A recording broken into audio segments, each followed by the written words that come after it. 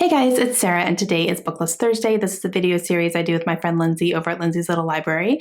And every Thursday we bring you some sort of list or book topic that we feel like talking about for the week. And today we're going to talk about a little bit more about 5-star predictions. So a few weeks ago, we posted our favorites from our 5-star predictions videos, some books that ended up being favorites of all time that really surprised us. Today we're going to talk about our least favorites. So these are books that we picked as 5-star predictions, thinking they were going to be 5 stars when we read them. And then we read them, and they definitely weren't. Okay, the first one I want to talk about is Cross Her Heart by Sarah Pinborough. This one I finished, and I just did not like it. I cannot tell you to this day what that book is about, and I read it. I read the book, and I remember finishing it and going, why? What was that? What's going on? This was terrible. Honestly, it really was. I did not like this book at all. And I picked it because Sarah Pinborough has one of my favorite thrillers. She wrote Behind Her Eyes, which is one of my favorites of all time. I loved that book. I am one of those people who love the ending. Not everyone did. It's very polarizing, but I loved it. So I'm thinking, here's a favorite author. Awesome. But I've read a couple other of her books, and I did not like them. I think the last book of hers I tried to read, I DNF'd because I just didn't like it. And I asked a friend of mine who had read the whole book, does this get better? And she said, nope. And I was like, done. So I don't know, man. I think Sarah Pinborough might be, she was on my radar to maybe be a favorite author. But now I kind of don't have any more interest. I think she was maybe a one-hit wonder for me. So yeah, Cross Her Heart, didn't like it at all. The next one is Brightside by Kim Holden. Now this book, I picked it up. I picked it as a 5-star because so many people love this book. And I have heard, I'm not kidding, nothing but great things about this book. And everyone's like, oh, I was crying and blah, blah, blah. And it's so good and it's going to wreck you and all these things. I didn't even finish this book, you guys. I was so irritated at the main characters. I was like, can we be any more whiny? And if I had read the word dude one more time, I get you're from California. My best friend is from California and she says dude a lot, but like, no, like not to that extent. It was like every other paragraph this girl was saying dude. And I'm like, oh my gosh, I can't. I didn't care about the love story. I didn't care where it was going. And I put it down because I was like, I literally do not care about this. So yeah. Okay, the next one is Say You Still Love Me. This is by K.A. Tucker. And I picked this up because I'd heard really good things about her as an author.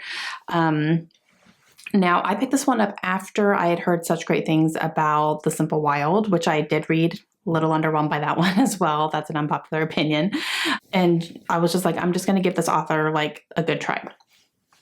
And I didn't like it.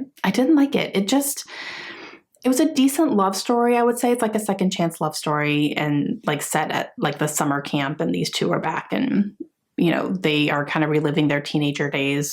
Okay.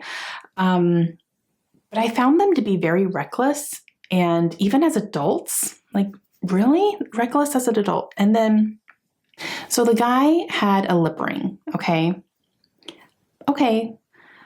But she kept licking it. And I just went, like, ew, stop licking his piercing. Ugh. Like that I know that doesn't bother everybody, but it bothers me. And she kept doing it. I'm like, ugh. And it was like such a turn on for her. Ew. So I could not get past that. I literally, like, because I listened to this book and out loud I went, ew, like, ugh. So yeah, I don't know. I didn't buy into this one. And this doesn't have the best reviews either. So it's not just me on this one. I think a lot of people were underwhelmed by that one. I think a lot of people were expecting it to be as good as The Simple Wild because I think this came out after. So there was a big comparison there, which a lot of people didn't love this one. But yeah, just ugh.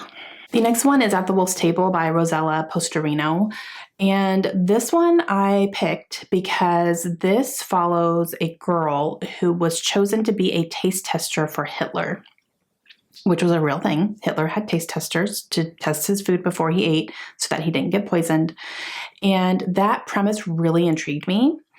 And I was hoping for Hitler and didn't get him at all, really. He was just kind of mentioned in passing and that was about it. And it went really deep into this girl and her background, which obviously she's our main character. We need to do that.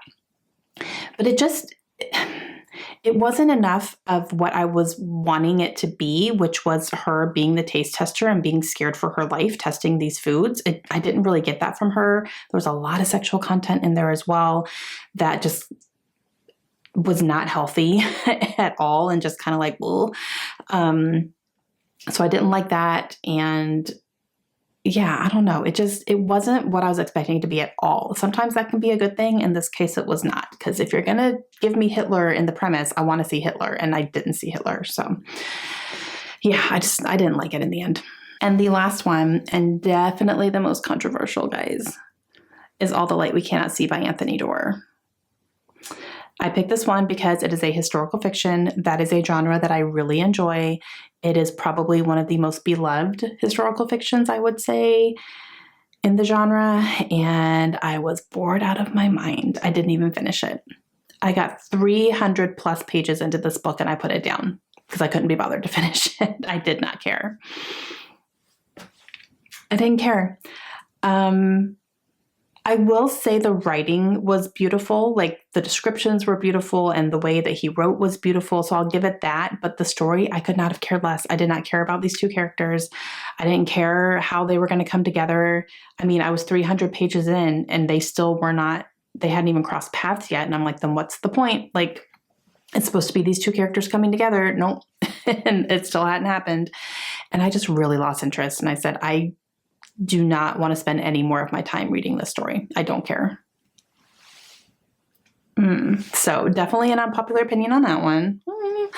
But yeah, like I could not have cared less, which is interesting that a historical fiction lover just did not love the ultimate historical fiction book. I didn't like it.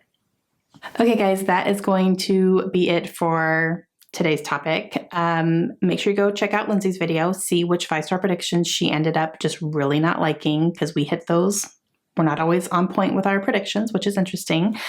And yeah, we will see you guys again soon. Please let me know down below if you guys have ever picked up some books thinking this is going to be great, this is going to be my next favorite read, and then it really lets you down. I want to know what those books are.